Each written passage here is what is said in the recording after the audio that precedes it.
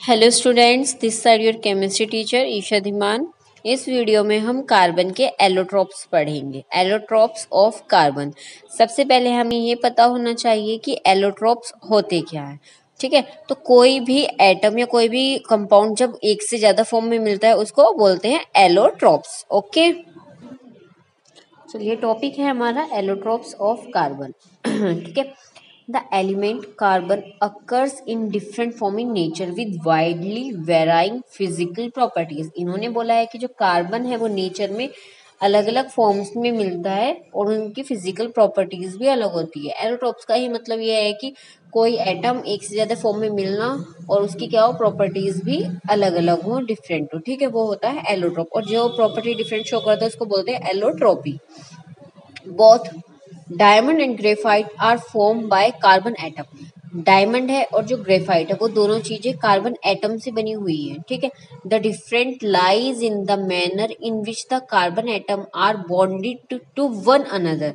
क्या डिफरेंस है? बस ये डिफरेंस है कि जो क्या होता है, डायमंड होता है वो एक से ज्यादा किससे एटम से बॉन्डेड रहता है, बॉन्ड बना करके रखता है। ठीक है, in atom each carbon atom is bonded to four other carbon atoms forming a rigged three dimensional structure।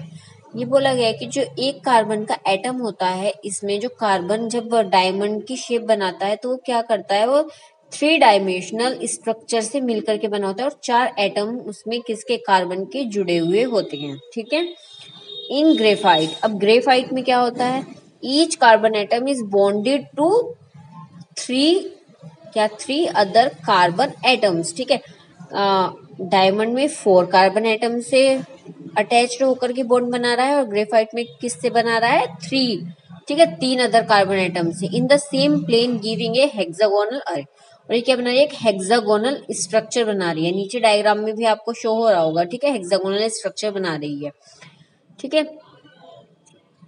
अब क्या बोला गया है इसमें कि one of these bonds is A double bond. अब ये जितने भी बॉन्ड्स हैं ये सारे कौन से होते हैं, डबल बॉन्ड होते हैं। ठीक है, ये देखो, ये पहले आप ये स्ट्रक्चर देख लीजिए, ग्रेफाइट की स्ट्रक्चर और डायमंड की स्ट्रक्चर दिखाई हुई है। वैसे तो जो कार्बन है वो चार फॉर्म्स में मिलता है। ठीक है, लेकिन ग्रेफाइट और डायमंड इसमें मेन है, एक फ्लोरेंस होता है। तो आपको 10th में ग्रेफाइट, डायमंड और फ्लोरेंस तीनों पढ़ने हैं। तीनों इसके जितने भी फॉर्म्स होते हैं तीनों फॉर्म्स पढ़नी है आपको। ठीक है, तो लिखा हुआ भी है one of these bonds is double bonded and thus the valency of carbon is satisfied. Graphite structure is form by the hexagonal array being placed in layer one above the other. ठीक है, क्या है कि इसमें क्या होता है, इसमें हेक्सागोनल स्ट्रक्चर बनती है और डबल बॉन्ड रहता है हमेशा। ठीक है, जितनी भी इसकी स्ट्रक्चर्स होती है। These two different structure result in diamond and graphite having very different physical properties even though their chemical properties are same। अब इन्होंने क्या बताया है कि जो एक कार्बन और ग्रेफाइट है इनकी जो फिजिकल प्रॉपर्टी होती है वे तो होंगी अलग अलग, लेकिन जो इनकी केमिकल प्रॉपर्टी होगी वो तो सेम होगी, क्योंकि कार्बन आइटम से ही मिलकर के बन रहा है तो केमिकल प्रॉपर्टी तो सेम होंगी। फिजिकल प्रॉपर्टी हमें देखने में इनकी स्ट्रक्चर अलग लगेगी। ठीक है, और फिजिकल प्रॉपर्टी क्या होती है पहले पता होना चाहिए, जिसको हम देख करके छू करके पता कर सकते हैं, है ना, वो होती है physical property. Diamond is the hardest substance, ये तो पता ही है सभी को कि डायमंड क्या है, हार्डेस्ट सब्सटेंस है। And graphite is smooth and slippery. जो ग्रेफाइट होता है वो कैसा होता है, स्मूथ और slippery. Graphite is also a very good conductor of electricity unlike other non metals that you studied in the previous chapter. हमने प्रीवियस चैप्टर में पढ़ा था कि जो नॉन मेटल्स होते हैं गुड कंडक्टर नहीं होते इलेक्ट्रिसिटी के, है ना, लेकिन यहाँ पे ग्रेफाइट क्या है, ये गुड कंडक्टर है इलेक्ट्रिसिटी का। आपने देखा होगा जो सेल आती है बैटरी वाली सेल, वो सारी ग्रेफाइट की बनी हुई होती है। ठीक है, रिमोट में मोबाइल वॉच में डलने वाली सेल उसके अंदर ग्रेफाइट होता है। ठीक है, तो ये गुड कंडक्टर है, जबकि जो अदर नॉन मेटल्स है वे कोई भी इलेक्ट्रिसिटी के गुड कंडक्टर नहीं होते हैं। ठीक है, diamond can be synthesised by subjecting pure carbon to very high pressure and temperature. Diamond क्या है, सिंथेसाइज्ड एक क्या है एटम है, और ये क्या करता है, इसका प्रेशर क्या होता है और टेम्परेचर बहुत ज्यादा हाई होता है। पता ही है डायमंड सबसे जब हार्डेस्ट सब्सटेंस है तो इनका टेम्परेचर और प्रेशर दोनों हाई होगा, है ना। These synthetic diamonds are small but are otherwise insoluble form natural diamonds. क्या बोला गया कि जो सिंथेसाइज डायमंड होता है, अब अमेरिकन डायमंड सुना होगा, अमेरिकन डायमंड जो ये सिंपल से नग आते हैं, ठीक है।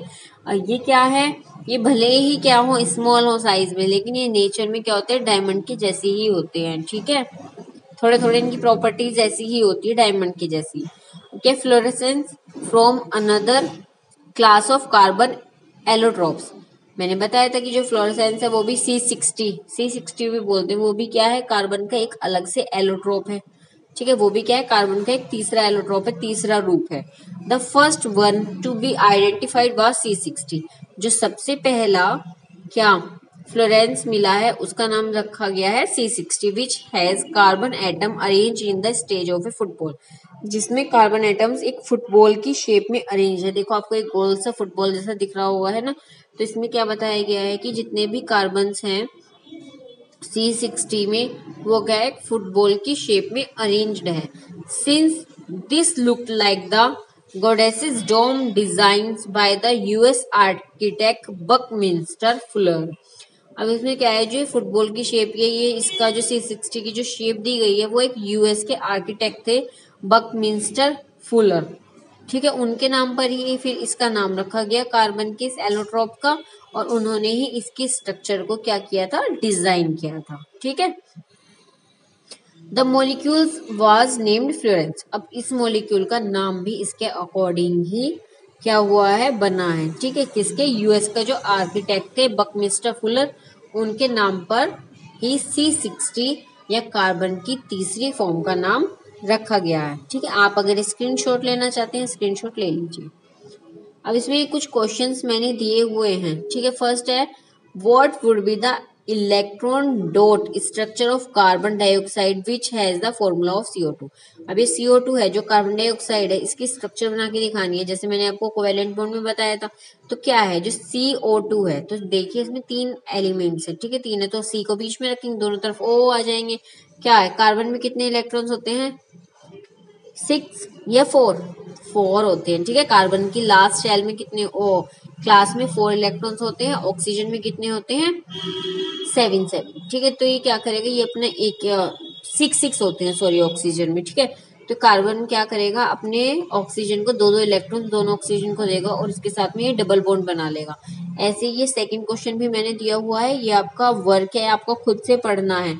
वैसे तो मैंने स्ट्रक्चर बना करके दिखाई हुई है S8 की, लेकिन आपको S को 8 बार रख के सर्कल में जो S है उसको 8 बार रख के और उसको क्या करना है 8 एटम्स है सल्फर के, उसको 8 पूरे के पूरे 8 को रिंग में रख करके, और जैसे मैंने कोवेलेंट से बनाया हुआ है ऐसे आपको बना करके ये वर्क खुद करना है, ठीक है। क्वेश्चन की फोटो आप स्क्रीनशॉट ले सकते हैं जिससे आपको इजी रहे।